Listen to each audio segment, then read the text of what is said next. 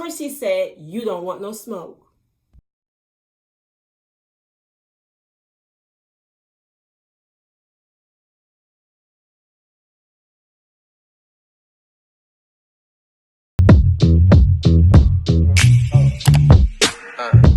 Hi everybody, before we get into this latest episode of Love and Hip Hop New York, I would like for you to subscribe to my YouTube channel, hit the notification button so you can know when I upload my videos.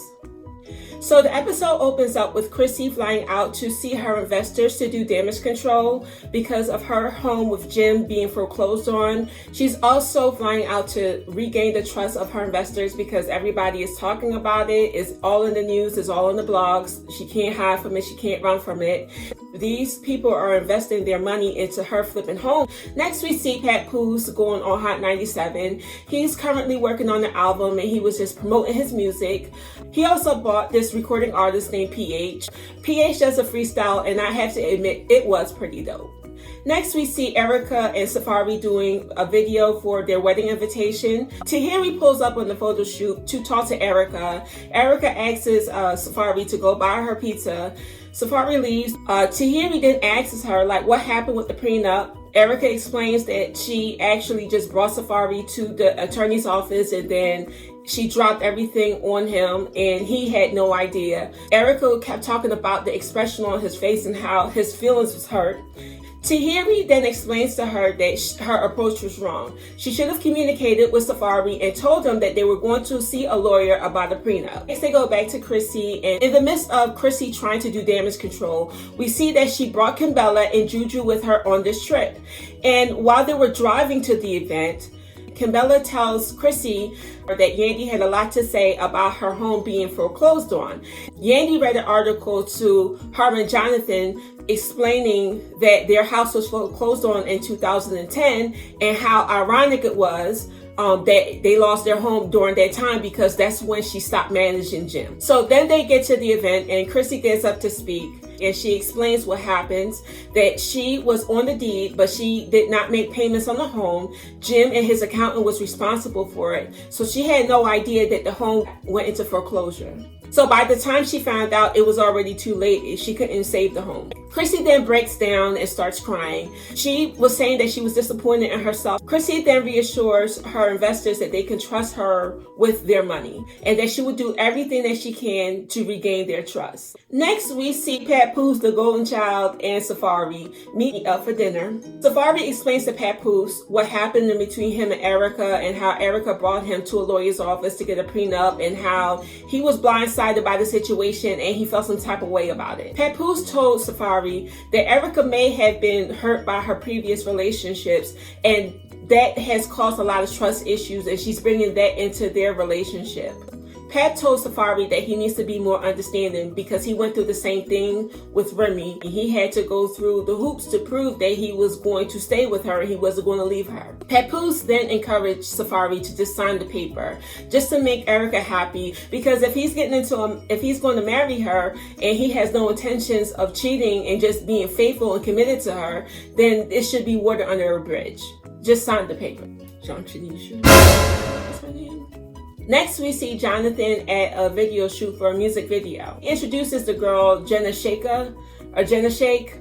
I'm sorry if I'm mispronouncing your name. He wants to introduce this recording artist to Rich Dollaz to possibly get her a record deal or possibly Rich managing her. Then we see Rich pull up and Jonathan introduces Rich to Jenna Shake. In the midst of her talking to Rich, she then explains how she was trying to sign with PH, but PH was more interested in making her a side chick and putting her in an apartment and having her do a whole bunch of surgeries. She then invites Rich Dollaz to a showcase that she's doing, and she also lets him know that PH will be there along with other record companies that potentially wants to sign her. So Rich says that he's going to go to the event to see if he actually wants to sign her as a client. Next, we see Jonathan meet up with Yandy at the nailery. They talk about how they're confused with the relationship that Kimbella is forming with Chrissy, because Chrissy, like I said in last week's video, beat the living daylights out of her. They started to drag Kimbella, talking about she's a disloyal friend. How could she be friends with somebody who beat her like that on national television? And what was her angle? Like, what was the motive behind this relationship that she's forming with Chrissy? Jonathan then says to Yandy that he's worried that Kimbella had possibly went back to Chrissy and told her what Yandy had said. Jonathan says that he doesn't want Chrissy to feel as though that he was talking about her behind her back and that he's not a good friend. And he was saying that he really likes Chrissy and hope that this doesn't interfere with their friendship. Next, we see Erica and Safari sit down to talk about the situation with the prenup. Safari tells her that even though he felt some type of way about it, he's willing to sign the papers to make her happy. Erica then tells him that she felt guilty about the whole situation and she no longer wants the prenup. Next, we see Jonathan have a launch event for his fragrance. He invites all the ladies and he is super happy and super excited. Yandy and Sin are already there with Jonathan and they're celebrating his launch. Then we see Kimbella and Juju pull up together. Kimbella wasn't even at the event for 2 minutes. And Jonathan begins to speak about, explains that when they met up and they talked about Chrissy's home going into foreclosure, that he wasn't bashing his friend and that it was a general conversation. Yandy then starts talking about how the conversation went, which wasn't completely accurate. Kimbella then calls her out and says that she's lying, that she was talking about how Jim and Chrissy lost their home because she wasn't managing them. Yandy says, that's not true, that's not what I said. Yandy is clever. Yandy said, they lost their home in 2010. That's around the time that I stopped managing Jim. She did not say they lost their home because she stopped managing Jim. Because what Yandy did was insinuate that Jim and Chrissy lost their home around the time she stopped managing Jim. She didn't actually say it. Yandy, you are a smart girl. Jonathan gets mad at what Kimbella said and he starts going back and forth with her along with Yandy. Chrissy then walks in and she's walking into a screaming match. Chrissy's like looking around like, what the heck am I walking into? So Chrissy is like, what's going on?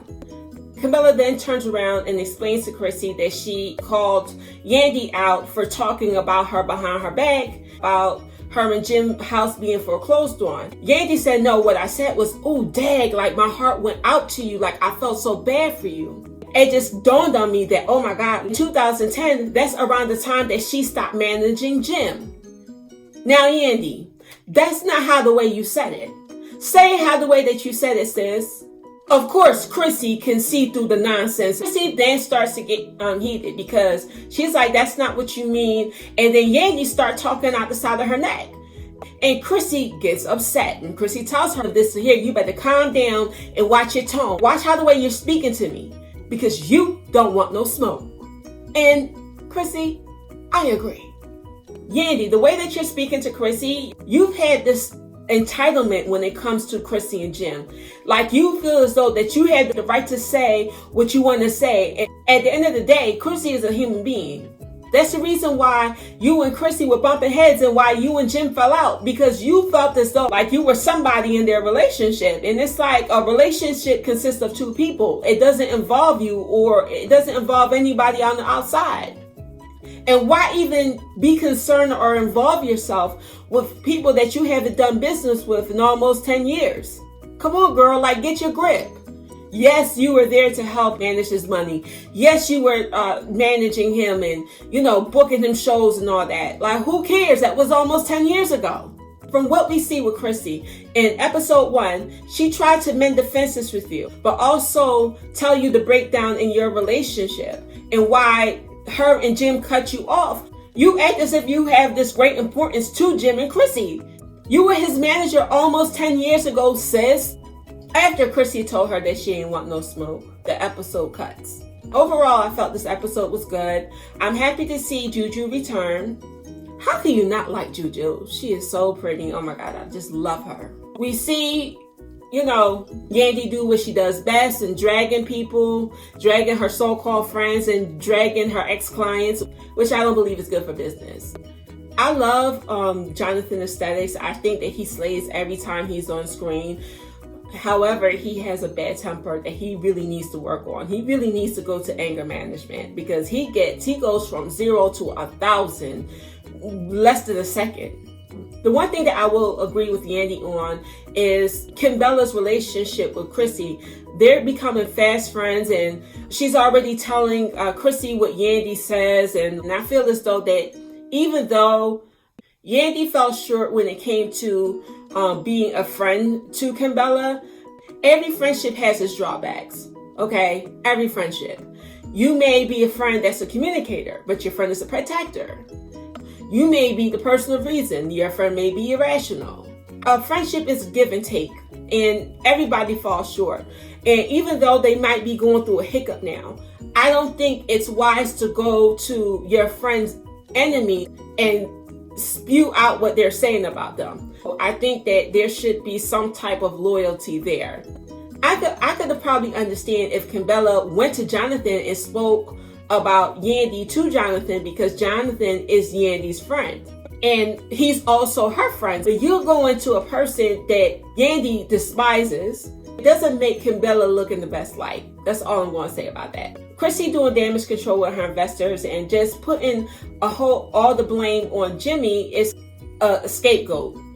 Because at the end of the day, whenever your name is on something, it's important for you to know what's going on. And I'm not 100% sure if I believe that she didn't know, but I love me some Chrissy. I'm sorry, I do. But even though I do like her, I try not to be biased. All right, you guys, it's your girl Chocolate Beauty. Thank you for watching my review on Love and Hip Hop New York. Hopefully, I'll see you next week. Ciao.